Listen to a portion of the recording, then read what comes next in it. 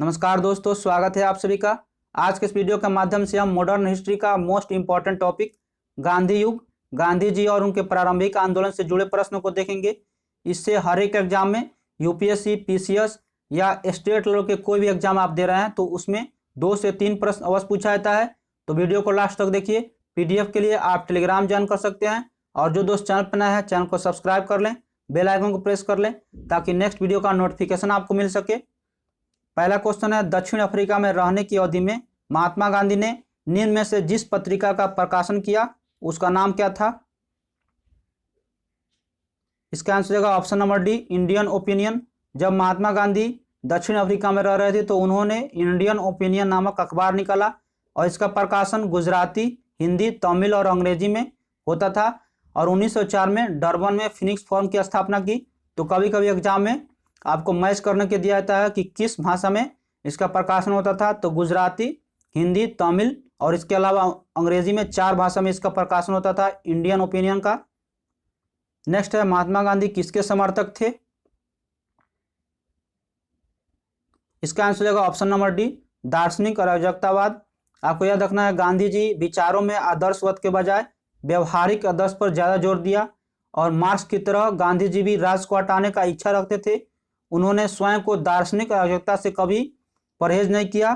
तो ये दार्शनिक अराजकतावाद के सच्चे समर्थक थे। नेक्स्ट है, महात्मा गांधी की दृष्टि में अहिंसा का अर्थ क्या होता है? इसका आंसर होगा ऑप्शन नंबर ए, सत्य की प्राप्ति का रास्ता। आपको याद रखना है, महात्मा गांधी सत्य और अहिंसा के राज पर चलने वाले थे और उन्होंने इसी को आधार बनाया। गांधी जी सत्य और अहिंसा को निरपेक्ष रूप से अंगीकार किया और उन्होंने कहा, अहिंसा मेरे सिद्धांत में कभी नहीं है और मेरे कर्म के अंतिम सिद्धांत में भी नहीं है। तो ये सत्य की प्राप्ति की रास्ता पर चले। नेक्स्ट है, गांधी जी ने परिवार नियोजन हेतु क्या तरीका बताया?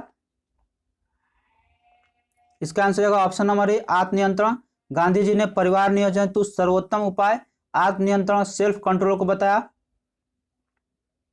नेक्स्ट है, दक्षिण अफ्रीका में गांधी जी कितने वर्ष रहे थे? इसका आंसर होगा ऑप्शन नंबर बी, 21 वर्ष। गांधी जी ने लगभग 21 वर्ष तक दक्षिण अफ्रीका में रहे और वे 1893 में गुजराती व्यापारी दादा अब्दुल्ला के साथ वहां पे मुकदमा लड़ने दक्षिण अफ्रीका डरबन में गए और जनवरी 1915 में पुनः भारत लौटे थे। नेक्स्ट है, दक्षिण अफ्रीका के किस रेलवे स्टेशन पर गांधी जी को ट्रेन से फेंका गया था? इसका आंसर होगा option number B, Pietermaritzburg. Gandhi ji को प्रवास के दौरान नस्लीय भेदभाव का दक्षिण अफ्रीका में सामना करना पड़ा और एक बार ट्रेन में प्रथम श्रेणी में पास होते हुए उन्हें समान श्रेणी में स्थानांतरित किया गया, जिसका उन्होंने प्रतिरोध किया और उसके बाद उनको पीटर्सबर्ग में रेलवे स्टेशन पर फेंका गया था। नेक्स्ट है, महात्मा गांधी निम्न में से किस भारतीय राष्ट्रीय कांग्रेस के अधिवेशन में सर्वप्रथम भाग लिए थे? इसका आंसर होगा ऑप्शन नंबर बी, कलकत्ता अधिवेशन 1901। महात्मा गांधी ने सर्वप्रथम 1901 में आयोजित कलकत्ता अधिवेशन में भाग लिया था। नेक्स्ट है, महात्मा गांधी से संबंधित निम्न में से कौन सा आश्रम सबसे पुराना है? इसका आंसर होगा option number B, Phoenix. Mahatma Gandhi ने फिनिक्स, डरबन, दक्षिण अफ्रीका में है, 1904 में एक आश्रम स्थापित किया था और फिनिक्स आश्रम को 27 फरवरी 2000 ईस्वी में इसको पुनः खोला गया। महात्मा गांधी द्वारा स्थापित सबसे प्रथम आश्रम और सबसे पुराना आश्रम यही है। नेक्स्ट है, गांधी जी ने सेवा धर्म कहाँ अपनाया था? इसका आंसर होगा ऑप्शन नंबर सी, दक्षिण अफ्रीका। दक्षिण अफ्रीका में प्रवास के दौरान महात्मा गांधी ने एक पारसी रुस्तम जी द्वारा खोले गए धर्मार्थ आश्रम में परिचायक के रूप में अपने सेवाएं प्रदान की एवं दुखी बीमारियों की सेवा के लिए इन्होंने काम किया था। नेक्स्ट है, महात्मा गांधी के राजनीतिक गुरु कौन थे? इसका आंसर होगा option number D, Gopal Krishna Gokhale. Gokhale अपने राजनीतिक दर्शन और सच्चे उदारवादी के पक्के समर्थक गांधी जी इन्हें अपना राजनीतिक गुरु मानते थे और इन्होंने न्याय में विश्वास किया और पूर्ण विश्वास था कि देश का जो राजनीतिक उत्तेजना है, ये बवंडर से उनका आज़ादी नहीं हो सकता है। तो इन्होंने गोपाल कृष्ण गोखले को अपने राजनीतिक दर्शन माना, जो सच्चे उदारवादी के समर्थक थे। नेक्स्ट है, गांधी जी के अनुसार राजनीति का तात्पर्य क्या था? इसका आंसर हो जाएगा ऑप्शन नंबर बी, जन कल्याण के लिए सक्रियता। महात्मा गांधी ने राजनीति को सामाजिक उत्थान और जन कल्याण के लिए सक्रिय समझते थे और इसके संबंध में गांधी जी द्वारा सर्वाधिक महत्वपूर्ण सुझाव राजनीति के क्षेत्र में सत्ता के विकेंद्रीकरण का दिया गया है। तो आपको याद रखना है जन कल्याण के लिए सक्रियता, इसका ऑप्शन बी सही आंसर होगा। नेक्स्ट है, भारत के स्वतंत्रता संघर्ष के दौरान सबसे पहले सत्याग्रह किसने किया था? इसका आंसर हो जाएगा option number D, Mahatma Gandhi ने भारत के स्वतंत्रता संघर्ष के दौरान सबसे पहले सत्याग्रह का प्रयोग जो है महात्मा गांधी ने किया था। आपको याद रखना है सत्याग्रह का शाब्दिक अर्थ सत्य को मानकर किसी वस्तु के लिए आग्रह करना है या सत्य और अहिंसा को उत्पन्न करने वाला बल भी कहा जाता है। तो महात्मा गांधी ने भारत में स्वतंत्रता संघर्ष के दौरान 1917 में चंपारण, जो बिहार में एक जिला है, वहां से प्रयोग किया था सत्याग्रह शब्द का प्रयोग और यहीं से अपना आरंभ किया था पहला सत्याग्रह। और गांधी जी ने पहला सत्याग्रह यहीं से अपना भारत में शुरू किया था। नेक्स्ट है, गांधी जी के राजनीतिक जीवन में जो घटना हुआ था उसका क्रम आपको बताना है। कौन सा क्रम पहले हुआ था, क्रम के अनुसार आपको सजाना है नीचे। तो इसका आंसर हो जाएगा ऑप्शन नंबर बी। आप वीडियो को पॉज करके रोकिए और इसको सोच करके आप अपना यहाँ से ऑप्शन टिक कर सकते हैं और कमेंट में अपना स्कोर अवश्य बताइए कि आपके कितने सही हो रहे हैं। पहले से आप इन प्रश्नों को जानते हैं तो इसका ऑप्शन जो है क्रम सही होगा। आपको याद रखना है चंपारण 1917 में हुआ था, अहमदाबाद मिल हड़ताल फरवरी 1918 में, खेड़ा आंदोलन 22 मार्च 1918 में हुआ था और असहयोग आंदोलन 1920 से लेकर 1922 के दौरान हुआ था। तो ऑप्शन बी इसका सही आंसर हो जाएगा। नेक्स्ट है, गांधीवादी विचारा किनसे प्रभावित रही है? इसका आंसर हो जाएगा ऑप्शन नंबर डी, उपर्युक्त सभी से। आपको याद रखना है धर्मनिरपेक्ष लेखकों में गांधी विचारधारा को थोरो, रस्किन, टॉल्स्टॉय ने सबसे अधिक प्रभावित किया। तो इसका आंसर हो जाएगा ऑप्शन डी। नेक्स्ट है, निम्न में से किस आंदोलन में गांधी जी संबंधित नहीं थे? कौन सा आंदोलन इनमें से है जो गांधी जी से द्वारा नहीं किया गया है?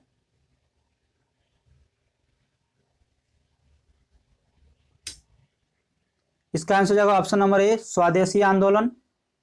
गांधी जी ने स्वदेशी आंदोलन नहीं किया था। स्वदेशी आंदोलन 1905 में बंगाल विभाजन के विरोध में हुआ था और उस समय महात्मा गांधी दक्षिण अफ्रीका में थे और शेष तीनों आंदोलन में गांधी जी ने अपना नेतृत्व किया था। नेक्स्ट है, गांधी जी सर्वप्रथम राष्ट्रपिता किसने कहा था? गांधी जी को सर्वप्रथम राष्ट्रपिता कहकर किसने संबोधित किया था? इसका आंसर हो जाएगा option number D, Subhash Chandra Bose. Mahatma Gandhi को सर्वप्रथम राष्ट्रपिता संबोधित करने वाले सुभाष चंद्र बोस थे। नेक्स्ट है, गांधी के नाम से पहले महात्मा शब्द जो जोड़ा गया था वो कब जोड़ा गया था? इसका आंसर हो जाएगा ऑप्शन नंबर ए, चंपारण सत्याग्रह के दौरान। गांधी द्वारा चंपारण सत्याग्रह सफल नेतृत्व करने के कारण रविन्द्रनाथ टैगोर ने पहली बार उन्हें महात्मा कहा और इसी के बाद से उन्हें नाम के पहले महात्मा शब्द जोड़ना पड़ा और तब से वे महात्मा गांधी के नाम से प्रचलित हो गए। नेक्स्ट है, नोआखाली काल में महात्मा गांधी के सचिव कौन थे? इसका आंसर हो जाएगा ऑप्शन नंबर सी, प्यारेलाल। आपको याद रखना है नोआखाली काल में प्यारेलाल महात्मा गांधी के सचिव हुआ करते थे और उनकी बहन डॉक्टर सुशीली नायर जो व्यक्तिगत चिकित्सक थी और प्यारेलाल ने महात्मा गांधी के दांडी मार्च में महत्वपूर्ण भूमिका अदा की थी और यह प्रश्न काफी बार पूछा गया है बीपीएससी में, 2 से 3 बार इसको पूछा भी गया था। नेक्स्ट है, निम्न में से किस सत्याग्रह आंदोलन में गांधी जी ने प्रत्यक्ष रूप से भाग नहीं लिया था? इसका आंसर हो जाएगा ऑप्शन नंबर सी, वाइकोम सत्याग्रह।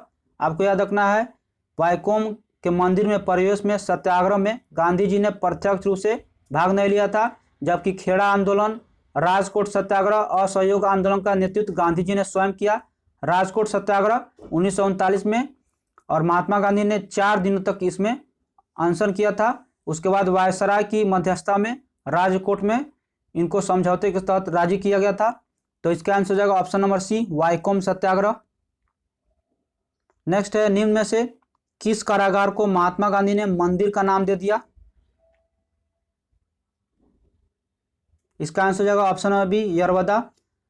यरवदा कारागार जो महाराष्ट्र के पुणे जिले में स्थित है। महात्मा गांधी को वर्ष 1930 में बंदी के रूप में यहाँ पे भेजा गया था और यहाँ से गांधी जी ने साबरमती आश्रम वासियों के प्रत्येक सप्ताह पत्र के रूप में अपना संदेश भेजा करते थे। और यरवदा जेल को महात्मा गांधी ने अपने अनुभव और आध्यात्मिक प्रगति की समीक्षा करते हुए यहाँ पे मंदिर की संज्ञा दी थी। नेक्स्ट है, महात्मा गांधी की मृत्यु पर किसने कहा था हमारे जीवन से प्रकाश चला गया है? इसका आंसर हो जाएगा option number D, Jawaharlal Nehru. 30 जनवरी 1948 को नाथूराम गोडसे ने महात्मा गांधी को जब गोली मार दी, उनकी मृत्यु पर भारत के तत्कालीन प्रधानमंत्री पंडित जवाहरलाल नेहरू ने कहा था हमारे जीवन से प्रकाश चला गया है। नेक्स्ट है, गांधी जी को वन मैन बाउंड्री फोर्स किसने संबोधित किया था? इसका आंसर हो जाएगा option number C, Mountbatten. Mountbatten ने गांधी जी को वन मैन बाउंड्री फोर्स की उपाधि प्रदान की तथा कहा जो काम 50,000 हथियार सिपाही नहीं कर सकते थे वह गांधी जी ने कर दिखाया। तो इसका आंसर हो जाएगा माउंटबेटन। नेक्स्ट है, गांधी जी ने अपना पहला सत्याग्रह कहाँ आरंभ किया था? गांधी जी ने अपना पहला सत्याग्रह कहाँ पे आरंभ किया? इसका आंसर हो जाएगा ऑप्शन नंबर सी। आपको याद रखना है, गांधी जी ने प्रथम सत्याग्रह 1917 में चंपारण किया था तथा इसके बाद दूसरा सत्याग्रह का प्रयोग उन्होंने फरवरी मार्च 1918 अहमदाबाद में कॉटन मिल मजदूरों के खिलाफ किया था। तो यह प्रश्न जो पूछा गया प्रश्न ये 3 से 4 बार पूछा गया है, इसलिए यहाँ पे ऑप्शन नहीं है। तो ऑप्शन के अनुसार आपको याद रखना है, दूसरा जो है अपना आंदोलन किया था वह मजदूरों के खिलाफ अहमदाबाद 1918 में किया था। और पहला जो है पूछा जाएगा तो आपको ऑप्शन के अनुसार याद रखना है कि 1917 में पहला चंपारण सत्याग्रह भारत में शुरू किया था। नेक्स्ट है, चंपारण में 3 कठिया प्रथा का तात्पर्य क्या था? 3 कठिया तात्पर्य का जो प्रथा था उसका तात्पर्य क्या था? इसका आंसर हो जाएगा ऑप्शन नंबर ए, 3/20 भूभाग पर नील की खेती करना। आपको याद रखना है, जो घटना होता था पहले बिहार में चंपारण में सत्याग्रह जो शुरू किए थे महात्मा गांधी ने, इसका प्रथम लक्ष्य क्या था? 19वीं शताब्दी के आरंभ में ये निश्चित करा लिया गया था कि उन्हें अपने जमीन का 3/20 हिस्सा पर भूभाग पर नील की खेती करना अनिवार्य है, जिसे 3 कटिया पद्धति के नाम से जाना जाता था। और राजकुमार शुक्ल के आग्रह पर 1917 में महात्मा गांधी ने चंपारण सत्याग्रह की शुरुआत की थी। तो 3 कठिया का तात्पर्य है 3/20 भूभाग पर नील की खेती करना। नेक्स्ट है, चंपारण संघर्ष में निम्न में से किसने महात्मा गांधी का साथ दिया था? चंपारण सत्याग्रह में निम्न में से किसने महात्मा गांधी का साथ दिया था? इसका आंसर हो जाएगा option number A, option number B और ऑप्शन सी, तीनों होगा। लेकिन आपको याद रखना है, चंपारण सत्याग्रह में महात्मा गांधी को यहाँ पर आने के लिए राजकुमार शुक्ल ने राजी किया था और चंपारण में समस्या के लिए गांधी जी के सहयोग में जेबी कृपलानी, राजेंद्र प्रसाद और अनुग्रह नारायण ये सभी शामिल थे। तो इसलिए आंसर इसका ऑप्शन डी हो जाएगा। और कभी कभी एग्जाम में पूछा जाता है तो आमंत्रित किया जाता है, तो आपको याद रखना है राजकुमार शुक्ल थे। नेक्स्ट है, दक्षिण अफ्रीका से लौटने के बाद गांधी जी ने प्रथम सफल सत्याग्रह आरंभ किया था। इसका आंसर हो जाएगा ऑप्शन नंबर सी, चंपारण से। यह काफी इंपॉर्टेंट प्रश्न है, कई बार पूछा गया है, आपको याद रखना है। दक्षिण अफ्रीका से जनवरी 1915 में लौटने के बाद अपना पहला सफल सत्याग्रह बिहार के चंपारण जिले से 1917 में किया। और 1917 में चंपारण में एक किसान राजकुमार शुक्ल जो भितियारवा आश्रम में से थे, वहीं पे गांधी जी को वहाँ भेंट किए और लखनऊ में उन्होंने भेंट करने के बाद चंपारण आने का उन्होंने आग्रह किया। और यह काफ़ी पुराना प्रश्न भी है और ये प्रश्न जो है काफ़ी इंपॉर्टेंट है। तो चंपारण सत्याग्रह 1917 में यहाँ से शुरू किए थे गांधी जी ने। तो मैंने इसमें टोटल जो है 26 जितना भी प्रश्न एनसीईआरटी से बने थे और प्रीवियस ईयर से जो इम्पोर्टेंट प्रश्न थे उन्हीं को इसमें सॉल्व कराया है। तो वीडियो अच्छा लगे तो लाइक कर दें, दोस्तों के ग्रुपों में इसे अवश्य शेयर कर दें ताकि उनको भी लाभ मिल सके। और जो दोस्त चैनल पर नया है चैनल को सब्सक्राइब करके बेल आइकन को प्रेस कर ले ताकि नेक्स्ट वीडियो का नोटिफिकेशन मिल सके। पीडीएफ के लिए आप टेलीग्राम ज्वाइन कर सकते हैं, वहाँ से आपको सभी पीडीएफ मिल जाएंगे। तो डेली मैं यहाँ पे मॉडर्न हिस्ट्री का एक एक टॉपिक इम्पोर्टेंट जो काफ़ी इम्पोर्टेंट है आने वाले एग्जाम का जो भी शेड्यूल अब शुरू हो रहा है, इससे हर एक एग्जाम में पूछा जाएगा बीपीएससी 6वीं का। और जितना भी एग्जाम अभी शुरू हो रहा है बिहार से और जितना भी अभी दिसंबर में एग्जाम आने वाले हैं, तो वीडियो डेली आपको सुबह में मिल जाएगा 8 से 9 बजे के बीच में। आप वीडियो को देखिए, प्रश्नों को देखिए और अपना स्कोर कमेंट में बताना ना भूलें। तो मिलते हैं नए अपडेट के साथ, तब तक के लिए जय हिंद, जय भारत।